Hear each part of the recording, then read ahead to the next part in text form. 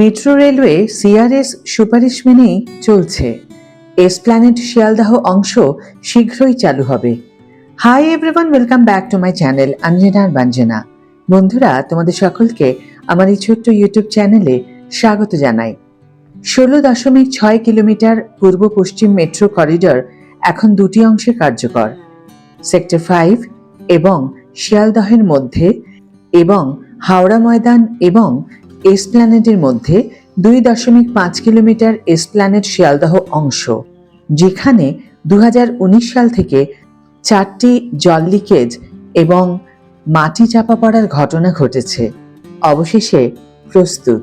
Metro railway পূর্ব পশ্চিম করিডোরের Esplanade Sealdah অংশটি চালু করার জন্য রেলওয়ে নিরাপত্তা কমিশনার অর্থাৎ সিআরএস যে সুপারিশ করেছেন তা মেনেই চলছে।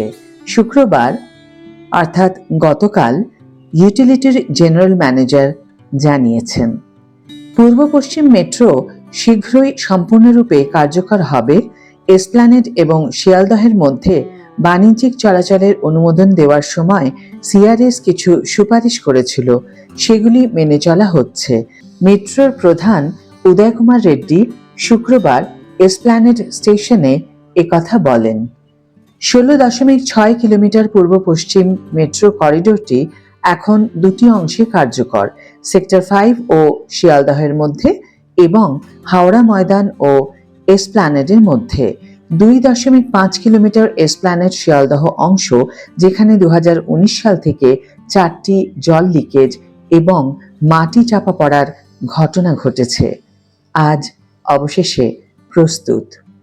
শুক্রবার রেড্ডি ইস্ট ওয়েস্ট মেট্রোর এসপ্ল্যানেড এবং হাওড়া স্টেশনে কিছু যাত্রী সুবিধার উদ্বোধন করেন, যা গ্রিন লাইন নামেও পরিচিত।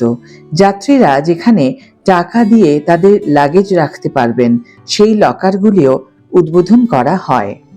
উত্তর পূর্ব সীমান্ত সার্কেলের রেলওয়ে নিরাপত্তা commissioner Sumit Singhal 27 April Esplanade Sealdah section পরিদর্শন করেন।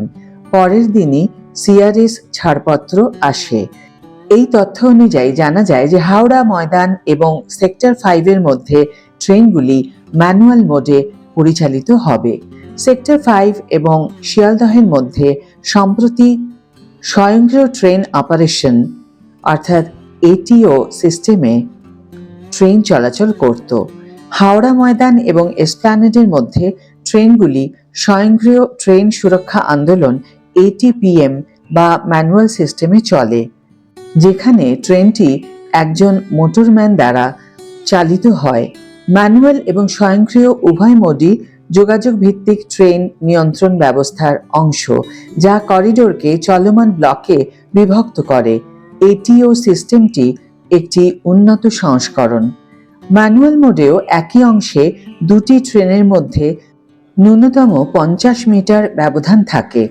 চালক এই ব্যবধান লঙ্ঘন করতে পারবেন না বা নির্ধারিত গতিসীমা অতিক্রম করতে পারবেন না।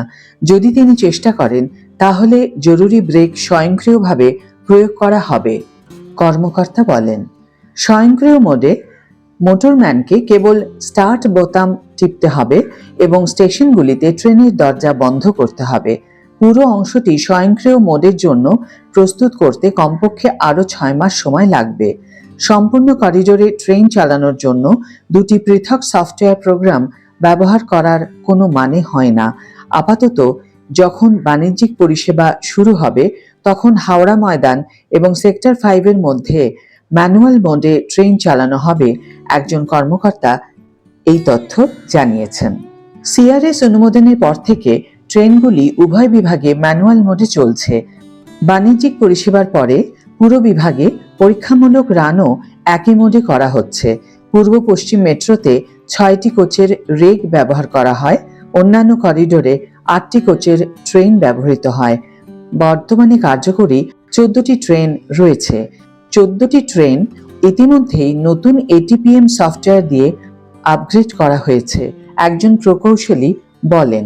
শুক্রবার রেড্ডিকে কিদ্দারপুরি জমিজট এবং চিংড়িঘাটার যানজটের জন্য দীর্ঘ অপেক্ষা সম্পর্কে জিজ্ঞাসা করা হয়েছিল, যা যথাক্রমে জোকা এসপ্ল্যানেড পার্পল লাইন এবং নিউ গড়িয়া বিমানবন্দর অরেঞ্জ লাইন করিডোরগুলোকে আটকে রেখেছে।